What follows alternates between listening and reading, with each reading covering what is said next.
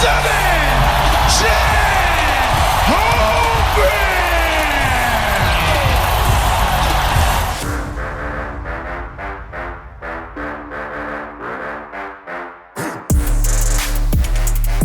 back to the Daily Thunder podcast. I'm John Napier, publisher of Daily Thunder, and I'll be your host today. Alongside me is Daily Thunder beat writer Brandon Rahbar. Brandon, how are you this snowy and icy Wednesday? I'm doing well. I'm going to brave the conditions tonight and go out to see the Thunder Heat just to see if I can see another SGA 50-point game tonight. Well, it's Wednesday. He's due, right? That's his regular schedule for 50-point games.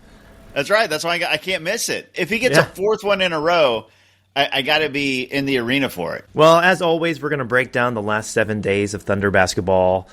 As noted, Shea scored 50 again last Wednesday. Chet Holmgren made a surprise return to the lineup. The Thunder set a new franchise record. Aaron Wiggins stays hot, and the All-Star break is right around the corner. But let's start with Thunder Suns 1 week ago. Shea had another 50-point game, his third one in 7 games, which is the 9th time in NBA history that's happened, where you've had 3 in 7. He shot the ball well, 18 of 29. He shot the free throws well, 11 of 12. And the Thunder did a great job of protecting the ball. They only had 4 turnovers in that game until the final minute when they had 2. They just really handled the Suns from start to finish, but notably the Suns were without Kevin Durant. What were your thoughts on this one? Yeah, my thoughts were Shea getting 50 on the third Wednesday in a row. That's what really sticks out about this game. And really, what really stuck out about this game was the fact that Mark Daigneault had Shea stay in the fourth quarter, because he was just, I believe he had 46. And, we've seen this story before. Thunder up big after 3 quarters. Shea is now sat 14 fourth quarters this season. Like 28% of his games he set the fourth quarter. Mark gave him a couple minutes there at the beginning of the fourth, and Shea's bucket to get 50 was just classic Shea. That baseline jumper, but he had to weave through like 3 Suns defenders. His handles and the shot he got off, the angle in which he got that shot off that's what sticks out about this game. I guess the other thing I'd say though, look, the Thunder dominated this game, and yes, the Suns didn't have Kevin Durant, obviously, but they still had Devin Booker, Bradley Beal, Grayson Allen, Tyus Jones, Nick Richards, Royce O'Neal. Like, they were only missing Kevin Durant, and the Thunder still put 140 on them and win by 31 points. Just, it's crazy how far away from the field the Thunder have separated lately. Yeah, I mean, that's a really good point, and they did a great job of limiting Devin Booker in this game. He just shot 3 of 9 from the field, and he had 19 points, almost fueled entirely by free throws. He was 13 of 15 from the line. He didn't make a single 3. And absent Bradley Beal, who had a pretty nice game, he scored 25 on 7 of 11. It could have been even worse. Yeah, Devin Booker was a minus 38 in 31 minutes. SGA was a plus 42 in 34 minutes. That is nuts. The Thunder just put it on the Suns. This was complete and pure domination, and it's wild. I'm not taking a shot at Booker here. Booker's a great player. He's an all-star player. He's been to the finals. He's earned the name that he has. But at least right now, Shea and Booker just look like 2 completely different tier of players. I mean, I think Shea's on a different tier of player than virtually anybody else in the league, save a couple. Jokic maybe on a similar tier than Shea right now, but Shea is starting to create some separation from the field in the MVP race. Yeah, absolutely. It's Shea and Jokic. It's a 2-man race. And Jokic, because of the ridiculous raw numbers that he's going to put up, and the Nuggets have been hot lately. Now, if you look at their schedule, it's going to get tougher. They've had a soft schedule lately. I think a lot of people who, in their mind, have Shea and Jokic neck and neck, the Thunder and Nuggets are going to play each other in a back-to-back in Oklahoma City in March. I think for some people that'll be the tiebreaker.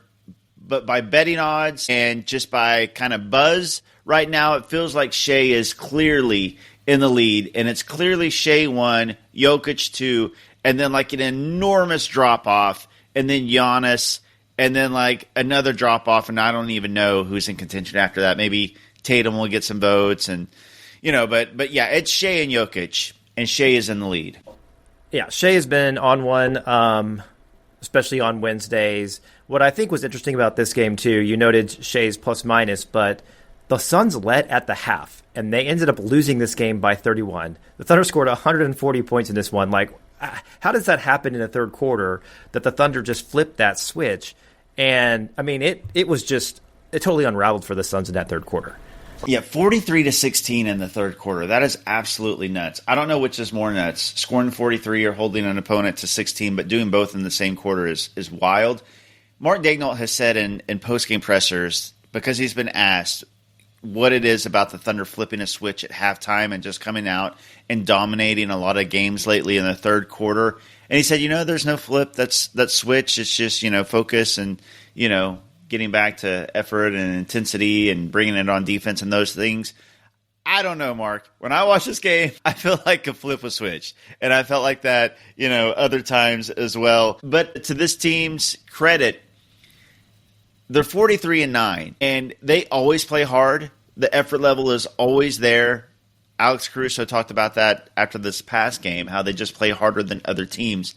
But it seems like they can go to an even higher level. It seems like they can kind of flip the switch and go get even better somehow defensively than they have been all season when they need to, when they really need to dig in. And yeah, we saw that against the Suns. Well, the deadline was the following day, and it didn't seem likely that the Thunder were going to make a big move or maybe any move at all. And already the big news in the NBA was the Luka Doncic trade. But the Thunder did try to one-up the Doncic trade news by, out of nowhere, Shams announced that Chet Holmgren was off of the injury report and would be available for the Raptors-Thunder game.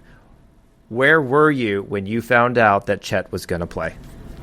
I was just getting out of bed. I mean, it was early in the morning when the news, it was like 8-something.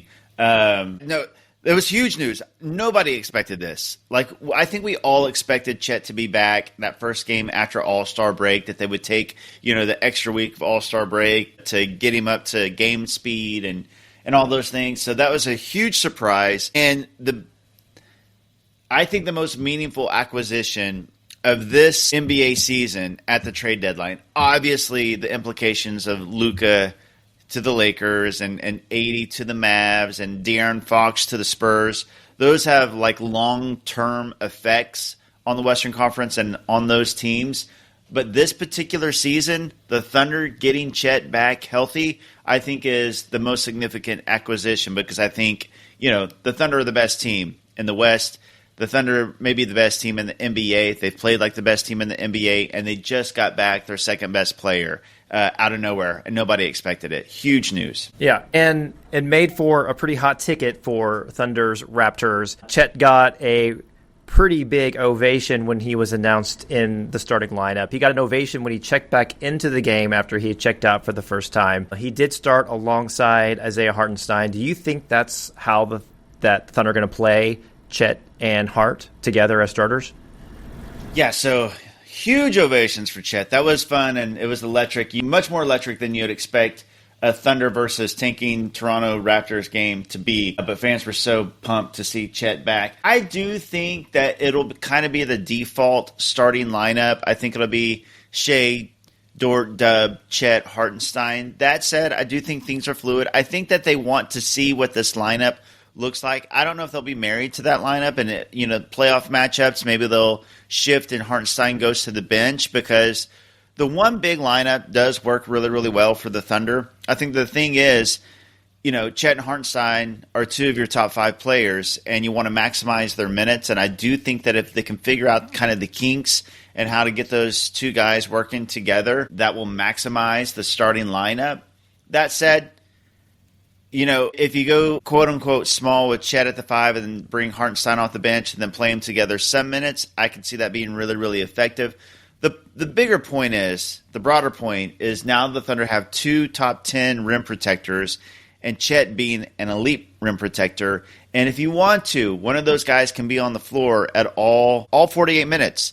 And 15, 16, 20 minutes of the game, both of those guys can be on the floor at the same time. What a luxury for the Thunder. And the defense was really good, especially when Chet was on the floor. He did have a great game blocking shots. He had 4 blocks. He also had 2 steals. He scored just 4 points, but those 2 buckets were pretty electric that he had. But the team had a defensive rating of 93.3 when Chet was on the floor. If that's sustainable anywhere close to those numbers, the Thunder would be unbeatable. Yeah, especially if they shoot like they've been shooting lately. Yeah, I thought that it was a really, really impressive first game back. Only 4 points, but he only took 5 shots. It was very, very obvious that, he's working himself back into the offense. But defensively, I can't believe this dude missed 3 months, jumps back into the starting lineup, plays 22 minutes and was a game high plus 22 and had 4 blocks and 2 steals. Just an instant reminder of how elite Chet is defensively, and the fact that he was kind of leading the Defensive Player of the Year conversation before he got hurt after those 9 games. Well, I sure enjoyed watching Chet play, but I also got to enjoy watching Jalen Williams, who had a great game. He scored 27 points, and this was on a night that Shea had a quiet night by his standards. He didn't shoot the ball particularly well. He did get to the free throw line effectively and hit every single free throw, but some of the other players, contributed to the win here. Hart had a good game. He had 12. Aaron Wiggins had a great game. He had 18. Isaiah Joe continued his hot shooting, and he scored 16 points. So there was a lot to enjoy about this game. Now, you mentioned the Raptors are kind of a tanking team. I think they've been playing better lately, and they added Brandon Ingram at the trade deadline. I was hoping for a bigger win, that emotional, let's wipe the Raptors out when Chet returns, is a little closer than I expected, but still a double-digit win. So any other assessments about this one? Yeah, no, I think you nailed it, though. This Raptors team is competitive, and they've got some good young players, like you said, Scotty Barnes.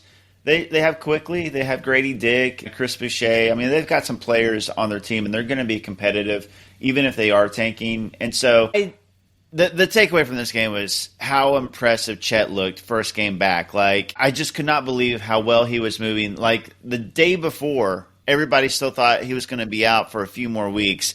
And then he jumps into the starting lineup and plays like this. Well, I was really excited to get to watch Chet maybe match up against the Grizzlies. Now, the Grizzlies have been one of the hottest teams in the NBA. There may be some talk about them potentially putting a little more pressure on the Thunder with the way they have been playing lately. We had talked last week on the podcast that this was going to be a measuring stick game. So I thought, great, we're going to get Chet on the second night of a back-to-back against a red-hot Grizzlies team.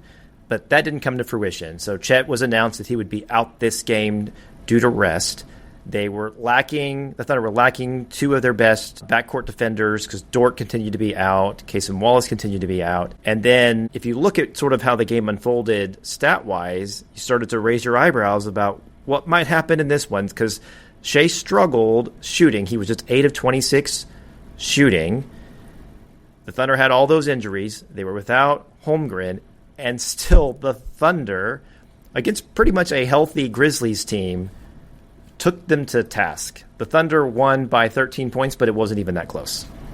Yeah, this was maybe the most impressive win of the season. There's been some impressive wins. That Cavs win, the Celtics win. I think the opening Nuggets win. There's been some really impressive wins this season. But given all the circumstances around this game, like you said, I think the Grizzlies were kind of a mystery box because the Thunder hadn't played them healthy yet. And so the Grizzlies being fully healthy, being the number 2 team in the West, having won 10 of 11 and 4 straight, being at home, the Thunder's second night of a back-to-back, third game in 4 nights on the road, no Chet, no Dort, no Cason Wallace. You feel like maybe this is a scheduled loss, and this Grizzlies team is maybe they have a formula with no Chet because they have a lot of size between Zach Edey and Jaren Jackson Jr. No. The Grizzlies shot 18 more free throws on top of all those other circumstances, and the Thunder still dominated this game. They were up by 28 points at one point. The Thunder held Jaw to 16 points on 6 of 19 shooting. They played Zach Edey off the floor. And they did all this, like we said, without Chet, Dort, and Kaysen. Aaron Wiggins continues his run. He had 26 points, 8 of 13 from three, career high from three for Aaron Wiggins. He's been unbelievable. J-Dub was great again, 25 points, 6 rebounds, 6 assists, 12 of 20 from the field. I was really, really impressed by the Thunder against the Grizzlies. And Chris Vernon, was also very, very impressed by the Thunder. Well, yeah, this was a total team victory for the Thunder. I'm glad you mentioned the free throws piece because I was going to bring that up. Of course, late in the game, Ja Morant's dad was ejected from the game because he was making, quote, disrespectful comments about the referees. And I think one of the things he said was the fix is in. And so he thought that the refs were favoring the Thunder, maybe driven by the number of free throws that Shea took. But as a team, the Thunder took 21. The Grizzlies took 9. I'm not sure how you can get ejected blaming the refs for this game. Yeah, it's hilarious for your team to have 18 more free throws and to say the fix is in. I mean, that's just...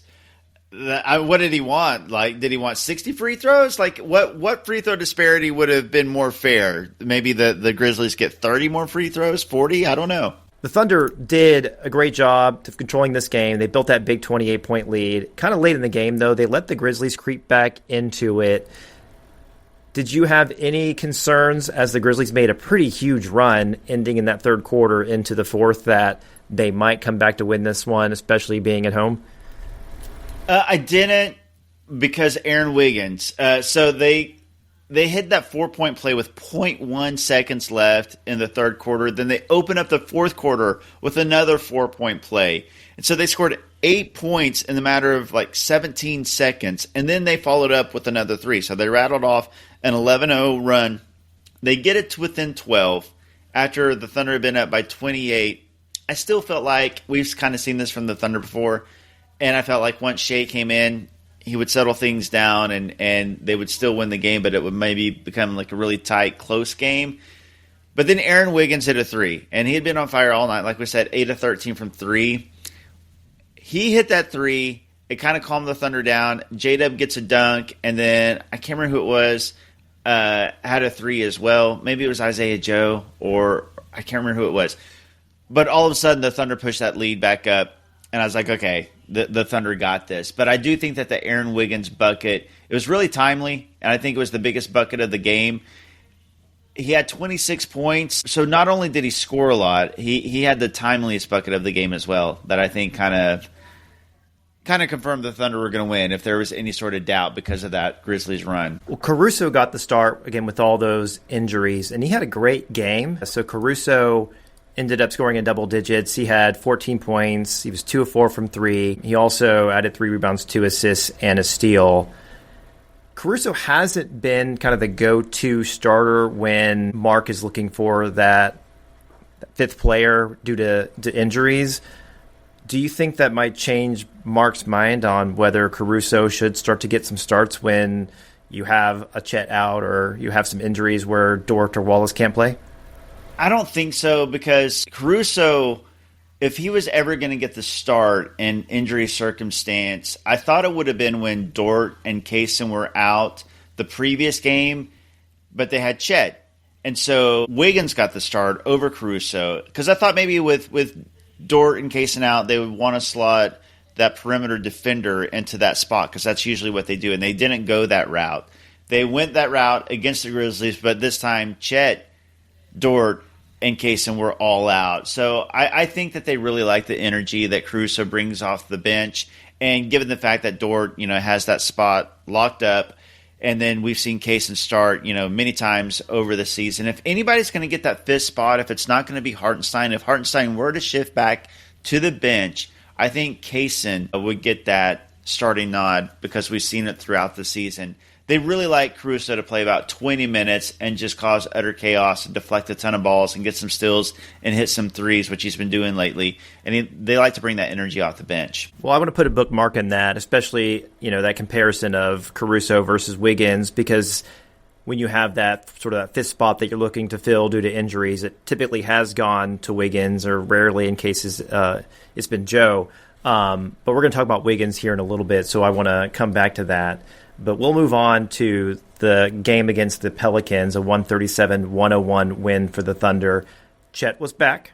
He played more minutes than his first game. And I guess it was a pretty clear case of the Thunder versus an overmatched opponent. And really what it started to look like to me, especially as the Thunder play some of these lottery teams or teams that are at the very bottom of the standings, it's like when you watch a college basketball game and you have a Power 5 team matched up against a Division II team. They are not even on the same tier, and the Pelicans and the Thunder are in different leagues right now.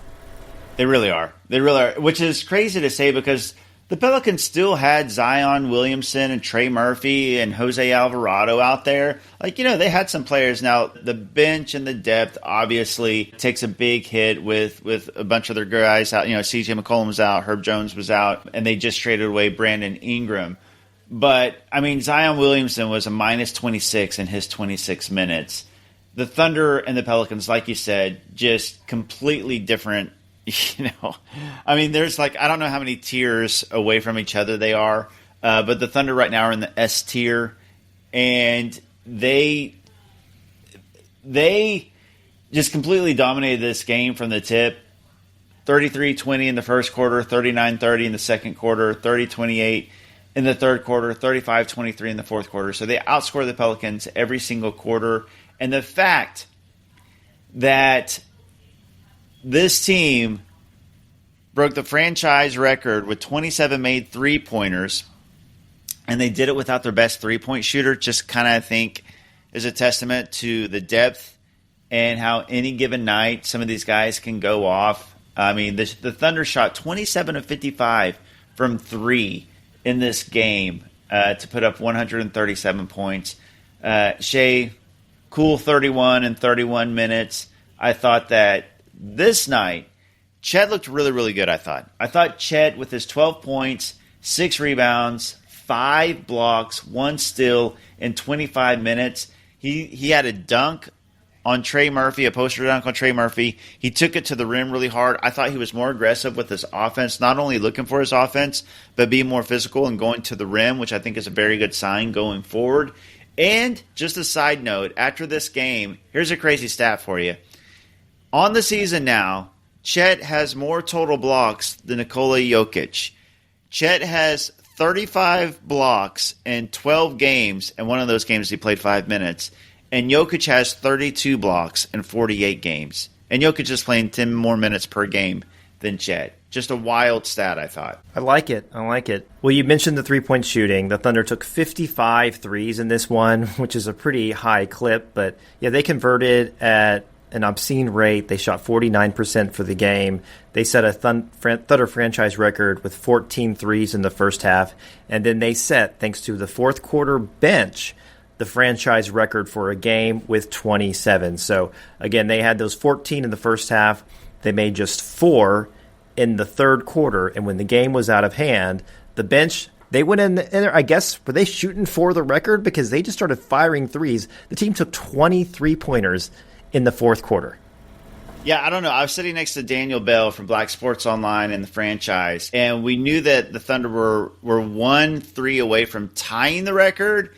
And then, so they tied the record, like, okay, great. And then they just started drilling threes. And like you said, it was all the bench guys came in and just started drilling threes. Carlson had 1. Dylan Jones had 2. Flagler even had 1. So every single Thunder player that played that night got a 3 except for J. Will and Hartenstein. Hartenstein didn't take any, and J. Will was 0 for 2. The Thunder had 11 guys hit a 3 that night. That is wild. And when you think about what usually happens in the fourth quarter and the bench comes in, the Thunder have built these big leads. And if they could maintain those big third quarter leads into the fourth when Shea is sitting, like their margin of victory and their plus minus and net rating would be insane right now. It already is insane, but it would be even more insane. But this is one where the bench actually extended the lead, and the team had the largest lead of the game at 39 right at the end of the fourth quarter with that last 3 that was made to set the record. So pretty impressive victory for the Thunder, even though it was against an inferior opponent.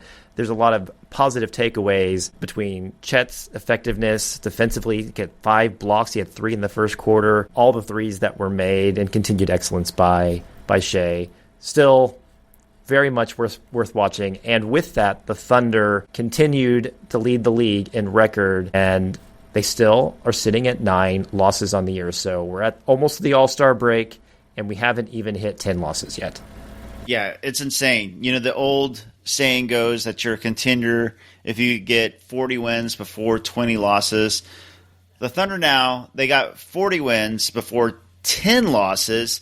And I don't know, could they get 50 before 10? It's going to be tough. They have some tough games coming up, but they're 7 away from that. They've won 6 in a row, and they've done so. Every single win in this 6-game win streak has been by double digits. So, it would be pretty impressive if the Thunder get the win tonight against the Heat and then get the win against the Timberwolves tomorrow in Minnesota and go into the break at 45-9. That would just be absurd. Well, I want to talk more about the Thunder's dominance to date and just what we're watching as Thunder fans. I don't think we've ever seen a team this good. And again, we sat through the years that had Kevin Durant, James Harden, and Russell Westbrook on the same team. And I want to bring up a post that I saw on Reddit, and it actually came from Isaiah Hartenstein's subreddit. So props to him that he's got his own subreddit. But I'm basically going to read this verbatim because my mind was blown by these numbers. So the title of this is "People Don't Understand How Good the Thunder Are Yet." I've been frustrated lately. I've seen such little coverage of what the Thunder are doing this year, and I figured posting to this subreddit would be a good choice since I know some here are receptive to how good they are and will be. So I wanted to share some stats. So these are stats compiled by, I'm going to make sure I give credit to the person who posted this. Forever Odd. All right. First, the Thunder have a plus 14.8 net rating for the season overall. This net rating equals an expected win percentage of 70.8 wins. So they're not quite on pace for that, but still pretty impressive. This is basically a 71 team with the net rating they've had. Since January 1, the Thunder have a plus 19.1 net rating and a 126.1 offensive rating, best in the league, and a 106.8 defensive rating, best in the league. For reference, Denver is second, and they are plus 9.8. So the Thunder have been crushing people since the start of the new year. Well, then you might think, maybe they're beating up on bad teams. Nope. Since January 1st, the Thunder are plus 13.7 against teams that are in the top 10 of net rating.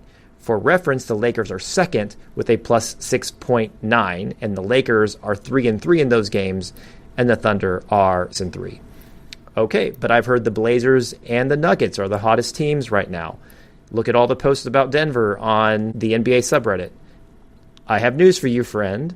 You're right that Denver has been good lately, and they are plus 22.8 since February 1st.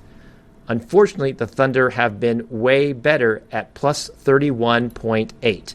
That's a 137.5 offensive rating and a 105.7 defensive rating. And the Thunder currently have the best net rating of all time and the best defensive rating relative to the league average for all time, and the best steal turnover ratio of all time. How good are the Thunder, Brandon? This is insane. It's nuts. Like, you watch this Thunder team, whether you're a fan, whether you cover the NBA, whatever you're doing, anybody that's watching this Thunder team realizes this is a really, really good team, but you don't really realize that you're watching a historical team, I don't think. Like, the numbers they're putting up, they're historical. The best net rating of all time right now is this Thunder team. Like, I think that, the reverence that you look back at with, the 90s Bulls, the 2010s Warriors, people realized that they were watching something special, I think, at the time, or at least they realized how dominant those teams were. And maybe it's just because, this Thunder team is young. They haven't broken out, I don't think, on the national scene yet. Or maybe it's because people expect they haven't won it all yet, and so they haven't gotten that reputation or that, recognition. I don't know what it is. But right now, this Thunder team is a historically great team. This team is playing dominant basketball like those 90s Bulls, those 2010 Warriors, or whatever championship team you want to trot out. This Thunder team has been elite. And, if this Thunder team goes on and they go to the NBA Finals, and if they were to win an NBA championship, I think all of a sudden, when you look at the big picture of what this season was and how dominant they were, if it ends in a championship, I think that this team will start to get that recognition of, hey, this is a really special team, and they can do really special things, and they'll start to get that reverence. But, you got to win it in the playoffs first. You got to finish out the season, and then you got to win in the playoffs. So we'll see if that team does this. But, right now they also have the scoring leader. They have the MVP frontrunner. They have the best record.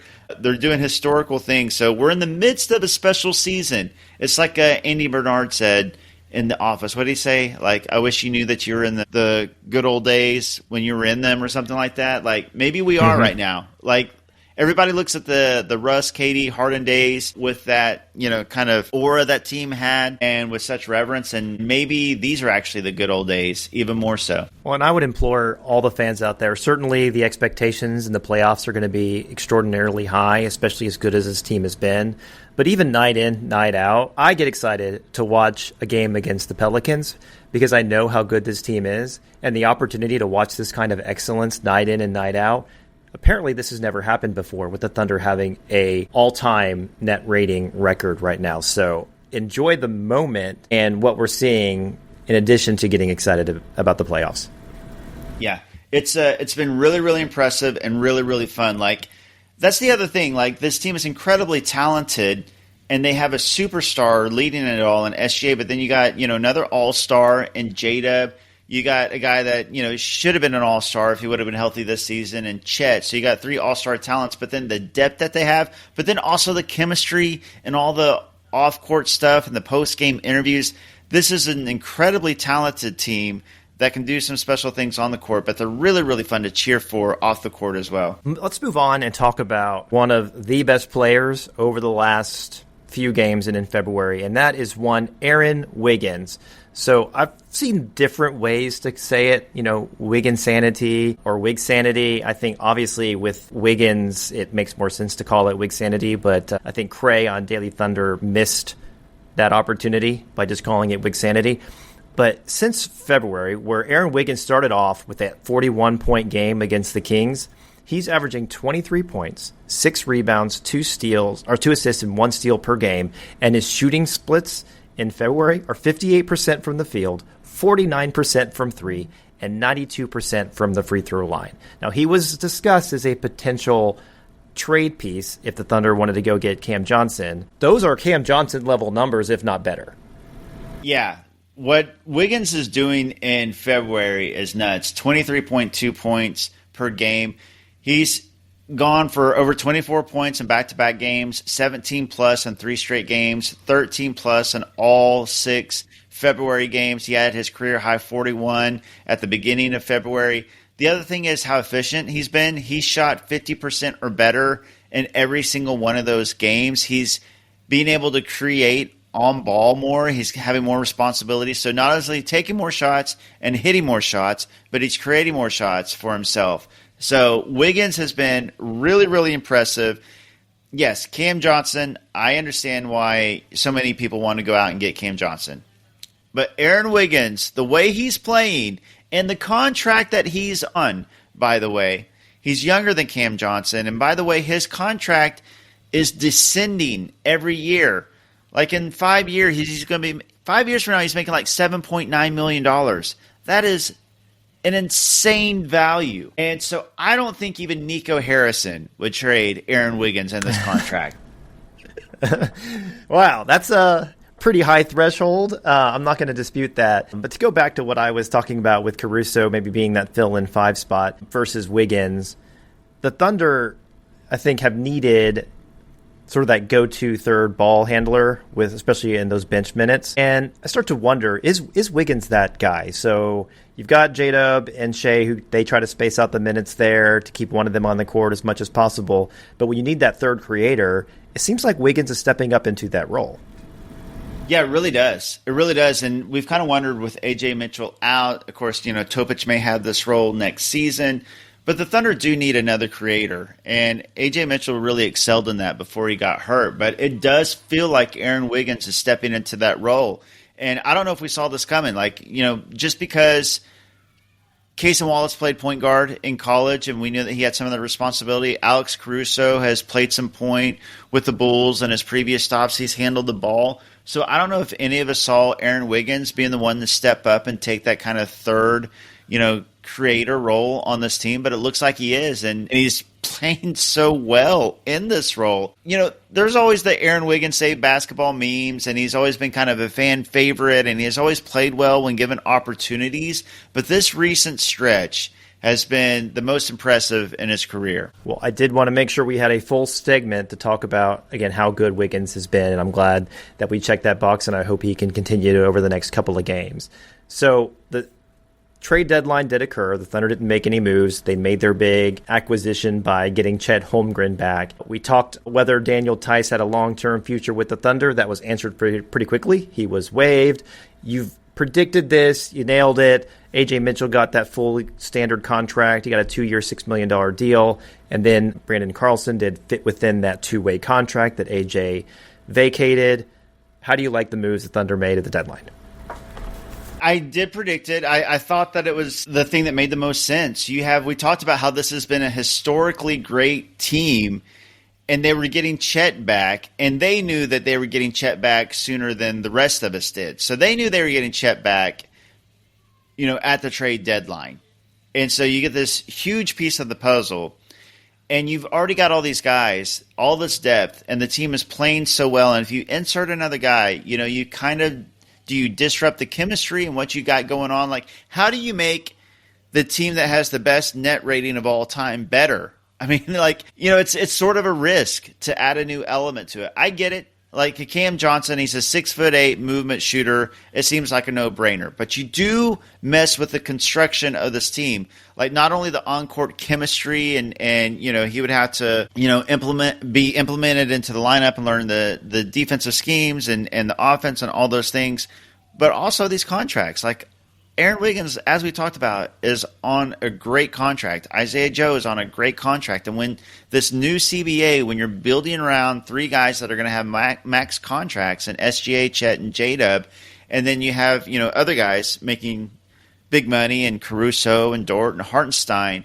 to have these guys on these contracts is a great advantage. So on court, this team has what it takes to win it all. Will they do it? I don't know. But they have what it takes, obviously. They were the number one seed last year, and they got much better this year, and they're playing like a much better team this year. So I like it. I like giving A.J. Mitchell the standard contract. He earned it, and that's going to be a great value contract moving forward, by the way. Brandon Carlson and his minutes became kind of like a fun fan favorite when he had come in, a 7-footer that can shoot and block some shots. So give him the two-way contract, and then you pick up a free second-rounder just for having some salary cap space. You get a second-rounder, and then, you get Chet back. So I thought it was a good trade deadline. The roster looks the same, maybe shifted a little bit differently, but this roster can win it all. And the risk that you take if you were to trade and give up some depth is you may miss that depth. You look at the Mavericks, they made a trade in getting Anthony Davis, which early returns on that in his first game looked pretty good. Davis seemed to be really dominant and fit alongside there well, but now he's hurt. And then the Mavericks just announced that Gafford is also hurt. Mavericks are kind of in a world of hurt right now after that trade, and maybe their prospects of being short-term better have taken a hit, and you start to wonder whether they can hold on to one of those last play-in spots. Yeah, I've come to the point where I actually feel bad for Mavs fans. I mean, the beloved face of the franchise, Luka, 25 years old, MVP candidate, trading him away for an older, injury-prone Anthony Davis, who, yes, when healthy, is a top 10 player in the NBA. He turns 32, by the way, before he's going to come back this season. And now he's out for an indefinite amount of time. And they could go from the NBA Finals last year and looking like they had a better team this year than they did last year to, like you said, possibly falling out of the play-in. I mean, the play-in in the West is going to be more competitive than the first round in the East. Like, there are some incredibly talented teams and players in the play-in that are not going to be in the West playoffs. I mean, you're looking at, Steph Curry and Jimmy Butler.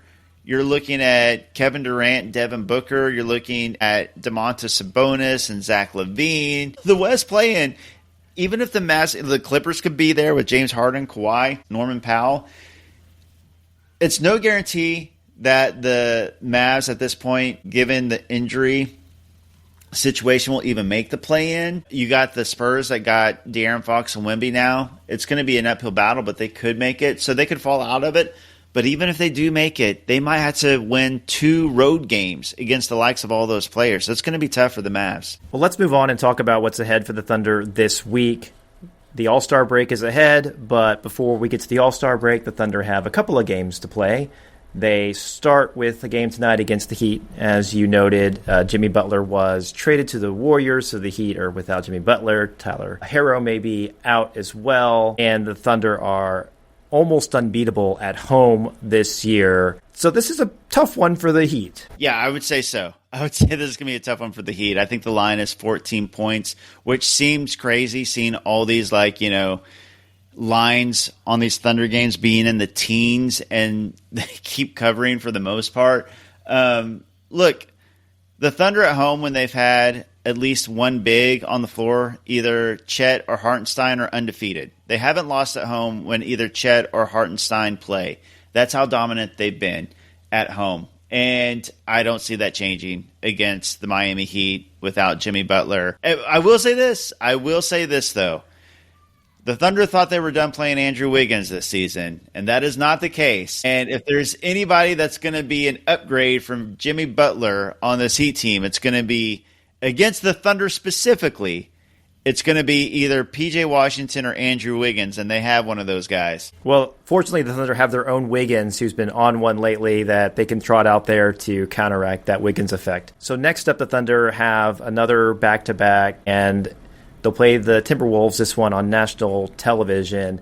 In a scheduling quirk, this is the first of 3 matchups in the next 4 games against Minnesota, and this will be an interesting test for the Thunder to see what they look like with both Chet and Holmgren against a team that has some size, maybe not as much size as the Wolves had last year, but the Thunder are resting Holmgren tonight, I anticipate, so they can play Chet tomorrow night.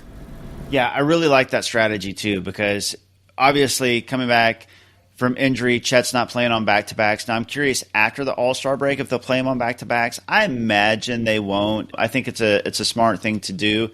And if you're going to play Chet, either against the Heat or the Timberwolves, play him against the Timberwolves. One, because the Timberwolves are the tougher matchup. They're in the West. You have the Heat at home. You should be able to take care of them without Chet. So I like playing Chet strategically for win-losses against the Wolves over the Heat, obviously. But then also Chet is from Minnesota. It's a home game for him, so it makes a lot of sense. He's going to have a lot of fans. He's going to have family there in the stands, so that also makes way more sense too, to play Chet in Minnesota. Well, then we have the All-Star break. Shea and J-Dub are both All-Stars. Mark is an All-Star coach.